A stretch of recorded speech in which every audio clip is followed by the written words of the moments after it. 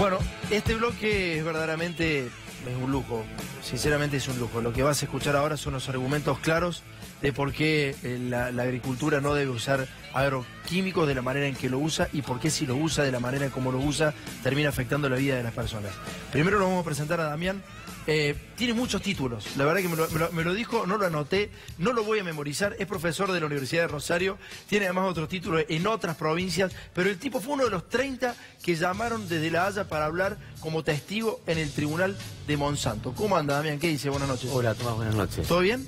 Bien, acá intentando hacer un aporte desde la universidad pública para mejorar nuestra calidad de vida, ¿no? Datos científicos sobre el tema, a ver, contame. Y básicamente nosotros tenemos, a partir del trabajo de arreglamiento que mostramos la semana pasada en el programa, un recorrido por más de 31 localidades, más de 110.000 personas que hemos entrevistado en su casa, que nos permite hoy afirmar que desde hace 20 años a la fecha ininterrumpidamente ha cambiado la forma de enfermar y de morir de nuestras poblaciones, que se han incrementado los casos de cáncer, que se han incrementado los casos de hipotiroidismo, que cada vez hay más abortos espontáneos y malformaciones congénitas. ¿Cómo lo vinculás a los agrotóxicos? Porque existe bibliografía científica publicada a nivel internacional, como por ejemplo este miércoles de la semana pasada acaba de publicarse un trabajo del Centro de Investigaciones Genéticas de la Universidad de París Sur, de Francia, donde demuestra que las sustancias tóxicas que se están utilizando en nuestros territorios para la producción agroindustrial de commodities transgénicos son disruptores endocrinos. Es decir, alteran la capacidad de nuestro organismo de garantizar el funcionamiento de nuestras glándulas. Bien. También hay trabajos, por ejemplo, como el que se publicó hace pocos días en una revista internacional de ciencia e investigación a partir de un trabajo que se hizo entre la UBA y la Universidad de Comahue con 151 mujeres sanas del valle de producción de Río Negro, en nuestro país, claro. y fundamentalmente así lo que identificaron fue que mujeres sanas expuestas durante su gestación a las fumigaciones propias del modelo de producción imperante en esa región habían tenido un incremento de daños en sus niños, es decir, mayor fragilidad en los glóbulos rojos de sus niños, menor peso al nacer, daños en el ADN y fundamentalmente una disminución en la capacidad antioxidante de su organismo. Bien. Entre algunos otros ejemplos de ciencia que está publicada, que es ciencia validada a nivel internacional, que demuestra que la exposición a estas sustancias tóxicas que se usan en nuestros territorios nos está enfermando y nos está matando. Bueno, ya voy a hablar con Eduardo, yo te lo voy a presentar a Eduardo porque está muy bueno, porque ahí vamos a certificar que lo que dice la funcionaria nacional no es tan correcto. Pero primero hablamos con Pino Solana. ¿Cómo anda, Pino? ¿Qué dice? Buenas noches. Gracias, Tomás. Bueno, Pino, contanos a ver qué estás haciendo desde la política en aporte a las poblaciones. Bueno, yo estoy en el Senado en 8 comisiones. Entre ellas presido la Comisión de Medio Ambiente, Ambiente Sustentable del Senado. Bueno, y hemos impulsado una batería de medidas frente a esta enorme desinformación que el modelo rentístico, que acá hay una serie de deformaciones culturales, producto también de las complicidades informativas impulsadas por los productores de la industria química y todas estas sustancias que hoy se están utilizando. La aberración es que desde hace varias décadas la industria química penetró la fabricación de los alimentos. Claro. Y la vida contemporánea retiró al hombre y a la mujer, ¿no es cierto?, las exigencias, el doble trabajo, todo eso, los retiró del control cotidiano o de la fabricación de la propia comida. Claro. Entonces la publicidad nos ha hecho creer que las marcas, que las grandes empresas y las grandes químicas como la Bayer y todas estas cosas son sinónimos de confianza y de seriedad. La verdad que es una vergüenza. Tenemos responsabilidad nosotros. No solamente es una vergüenza, sí, la vergüenza es además la ineficiencia de los gobiernos que hemos tenido y tenemos, porque de ninguna manera penetran en una serie de normativas que pudieran controlar la fabricación de los alimentos. Acá todos los productos que comes, todos están invadidos por la industria química. Pero la sumatoria de todos esos productos y de todas esas sustancias que a lo mejor aisladamente son poco agresivas, la sumatoria de eso es una bocha, de los 40 50 alimentos que uno come por día, son una bocha que en el transcurrir de los días, los meses y los años mata. Como bien. Vos tenés glifosato en sangre, ¿no? Glifosato sí. en el cuerpo, ¿no? Sí. Sí, claro. Hiciste el análisis, estabas preocupado, claro, ¿no? Dijeron los médicos. No, también pasé por Mar del Plata. Claro. Yo me puse a hacer una investigación sobre el tema. Una investigación sobre de qué manera, cuál es el modelo alimenticio argentino. Sí. Y cuánta agresión, cuánto veneno, cuánta toxicidad comemos. En esa investigación he hecho una película que seguramente la veremos en los primeros meses del año que viene, está prácticamente terminada. Sí. Viaje a los pueblos fumigados. Está buenísimo. Está buenísimo. Bueno, apoyado también en las investigaciones y los trabajos que la red de pueblos fumigados acá que están acá al lado, los verdaderos héroes la verdad que son de esta cruzada, es un testimonio muy fuerte y muy grande que va, por lo menos, va a destrozar la ignorancia, claro, o la complicidad con conocimiento de personajes como los que vos anticipaste recién. Vamos a ver un tuit justamente de ese personaje, funcionaria nacional, Pilu Giraudo se hace decir, pero es María Beatriz, y entonces ella decía, sin el uso de agroquímicos en maíz y trigo, Argentina dejaría de producir el 100% de carne de vaca, pollo y el 78% del pan en un año. Es por eso que está acá el ingeniero agrónomo Eduardo Cerdá, que nos va a explicar un poquito de que estas cosas no son ciertas. ¿Cómo anda, Eduardo? ¿Qué tal? Buenas noches. Un gusto ¿Bien? estar acá. Contame qué haces. Bueno, yo soy ingeniero agrónomo, soy vicepresidente del Centro de Graduados de la Facultad de Agronomía de la Universidad Nacional de La Plata. Sí. Y soy miembro fundador de la Red Nacional de Municipios y Comunidades que fomentan la agroecología. ¿La agroecología qué sería? Y la agroecología es una línea nueva que aparece en estos últimos años, sí, dentro del marco de la agricultura, de la agronomía, porque también no es posible creer que hay un solo tipo de agricultura. Claro. Hay muchas formas. Es más, agricultura. Lamentablemente le sacaron el nombre de Ministerio de Agricultura, ahora es agroindustria. Claro. Porque tenía que ver con la cultura del agro. Y hay tantas agriculturas como personas, como instituciones.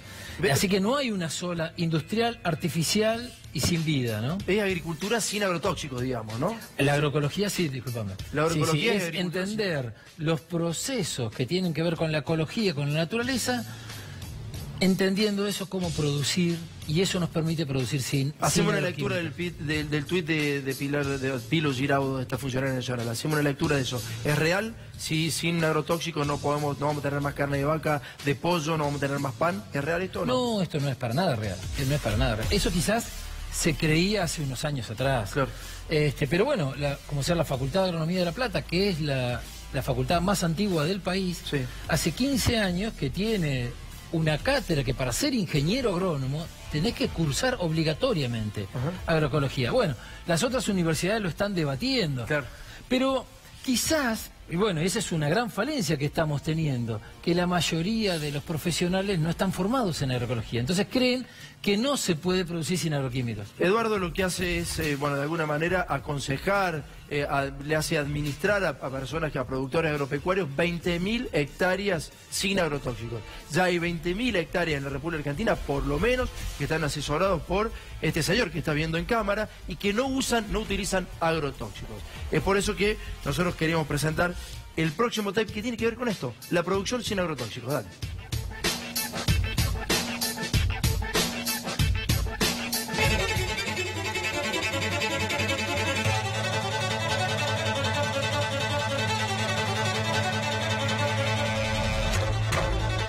La agroecología es un sistema de producción de alimentos que potencia los ciclos de la naturaleza y no necesita de insumos químicos ni tampoco de semillas transgénicas. Por eso la agroecología pone en jaque el sistema que depende de químicos. Yo verlas todas agroecológicas, teniendo conciencia de la cantidad de químicos que hay, muy malos para la salud. Lo pone en jaque porque demuestra claramente que se puede producir hasta con la mitad de los costos y provee un alimento más saludable para el que lo consume y para el que trabaja en el campo. Hoy en día tenemos zanahorias, remolachas, acelgas, puerros, verdeos. ¿Cómo producen sin químicos hortalizas, por ejemplo? Se hacen corredores biológicos que atraen a los insectos, de esa manera no hay plagas. Ya estamos plantando los tomates, los pepinos, los morrones para lo que es verano. Se produce con diversidad, hay diversidad de cultivos. Acá tenemos acelga y zanahorias. Zanahorias todas agroecológicas. ¿Cuál es la diferencia entre estas zanahorias y las que se producen con agroquímicos? La diferencia es que el sabor es otro, los tamaños, con agroquímicos para ellos lo que logran en perfección el tamaño. El SENASA, debido a la presión de ONGs y organismos sociales, tuvo que salir a confesar que el 60% de las frutas y verduras que se venden en el mercado central de Buenos Aires tienen productos químicos. Todas acelgas agroecológicas. ¿Qué más producís acá? Después producimos flores para hacer la diversidad que ya hablábamos. Las flores amarillas son muy buenas, al cual nos traen insectos buenos y malos. Y entre ellos mantienen un equilibrio.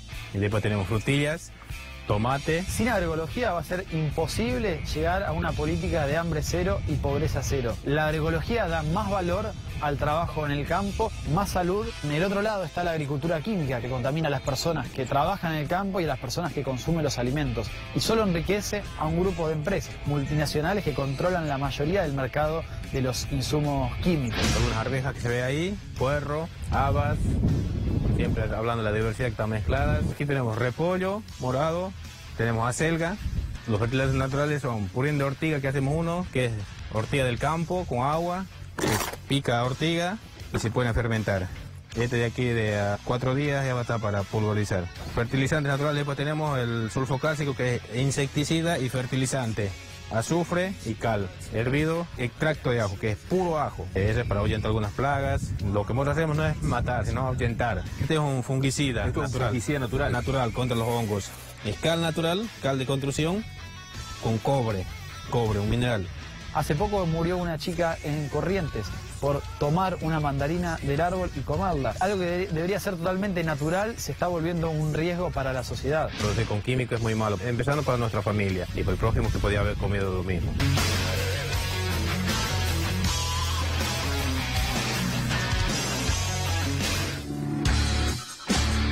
Ya en un ratito te vamos a mostrar lo que son las frutas y las verduras de esos lugares y la diferencia que tienen, y lo vas a hacer clarísimo, en imagen lo vas a ver cuál es la diferencia entre el que vos compras y el que te venden estos señores. Pero primero quiero saber qué pasó con Monsanto, Miguel. ¿Qué pasó con Monsanto a nivel internacional? A nivel internacional lo que ocurrió es que se hizo un juicio y el resultado lo vas a ver acá, mirá. Tiene que ver con una condena que se hizo a Monsanto, lo vamos a ver en este paño. Fue encontrado culpable por daños a la salud, al ambiente, crímenes de guerra y ecocidio. El Tribunal Internacional Popular, que analizó en La Haya la historia de la multinacional Monsanto, lo que hizo es encontrar los culpables de este tipo de delitos. Otro problema que tienen es que además se filtraron documentos de cómo se estaba manejando Monsanto y qué conocimiento tenía de qué era lo que estaban haciendo. Lo vamos a ver en el siguiente paño, que lo que muestra es cómo se filtró información. Hay documentos, mirá, que implican a Monsanto en el falseamiento de informes científicos sobre el supuesto riesgo cancerígeno del glifosato. En el marco de una acción colectiva de Monsanto, la Justicia Federal de Estados Unidos desclasificó más de 250 páginas de correspondencia interna de la empresa esta. Y en varias comunicaciones queda patente la preocupación por el potencial mutagénico del glifosato, y en los mails se revela la intención de Monsanto de encontrar a personas que puedan influir en los reguladores y llevar a cabo operaciones de comunicación científica de cara al público en las que se cuestione la genotoxicidad del glifosato. Ellos tenían información ahí muy clara y eran conscientes del riesgo de la posibilidad de producir cáncer en las personas. Gracias, Miguel. En un ratito te mostramos la fruta y la verdura donde lo hacen sin tóxicos. Damián, ¿algo más para agregar? Sí, en primer lugar y el informe que acabamos de ver lo demuestra claramente, es inaudito, es inadmisible. Nadie en su sano juicio podría creer que podemos estar saludables si comemos cosas que no son saludables. Claro. O sea, comer venenos nunca puede hacer que uno esté saludable y transforma a lo que tiene veneno en algo que no es alimento. ¿Por qué trajiste el diario ese? Lo traje porque justamente el día de ayer sábado, Sí. este es el suplemento del agro del diario local de Rosario. Sí. Está, en el día de ayer sábado salió un artículo que dice algo interesantísimo, al menos para mí. Uno de los discursos que escuchamos es que sin venenos, sin transgénicos, no se podría alimentar al mundo y que tenemos que aceptar envenenar nuestros territorios, enfermarnos y condenarnos a muerte a todos los que vivimos aquí porque hay que garantizar la alimentación del mundo. Sin embargo, Argentina, esto lo dijo el diario de ayer, está importando soja. ¿Por qué Argentina está importando soja? Y lo dice el diario, por la retención de mercadería por parte de los productores. Entonces yo como médico me pregunto, si nos dicen que hay que aceptar que nos envenenen, porque si no nos envenenan no pueden producir alimentos, ¿por qué se guardan y retienen lo que supuestamente es el alimento que tendríamos que tener todos? O sea, no están produciendo alimentos, sino un elemento especulativo y verdaderamente se pierden vidas y no son alimentos Han directamente. transformado a un país que producía alimentos en un país que produce commodities. Claro. Esto Eduardo sabe más que yo, pero nosotros hoy podemos decir que esto ha transformado la forma de enfermar, la forma de morir en nuestros territorios y fundamentalmente nos ha puesto en riesgo la integridad genética. Científicos de todo nuestro país, Ayasa y Mañas en Río Cuarto, Lajmanovich en la Universidad Nacional del Litoral en Santa Fe, Damián Marino en La Plata. Tenemos trabajos a lo largo y ancho de América Latina que han demostrado, ya 750 trabajos fueron denunciados por un grupo de trabajadores del Ministerio de Ambiente y de Desarrollo del Brasil como que fueron ocultados por la comisión que en Brasil autoriza los transgénicos y los agrotóxicos. Claro. Esto es lo que está pasando en nuestro país y es lo que nos está enfermando y matando y es lo que libros que están publicados en español para que los funcionarios puedan leer y no los de ahora, como bien dijiste vos en un momento de la nota, nosotros estamos viviendo como país un proceso de envenenamiento desde hace 20 años hasta acá ininterrumpido. Bien. Y en eso ha habido una coherencia en la política institucional sin ninguna interrupción. La ciencia bancada obviamente por la gente que produce esos agrotóxicos. Pero le pregunto a Pino un segundo porque es senador y ahí está en la representación de todas las provincias. Ha presentado varios proyectos en comisión bueno, para regular este tipo de situaciones. ¿Cómo te fue, Pino? No, por supuesto, no hay en la clase dirigente argentina de la oposición o del oficialismo no hay conciencia de esto. No se la quiere tener, Claro. porque la información está.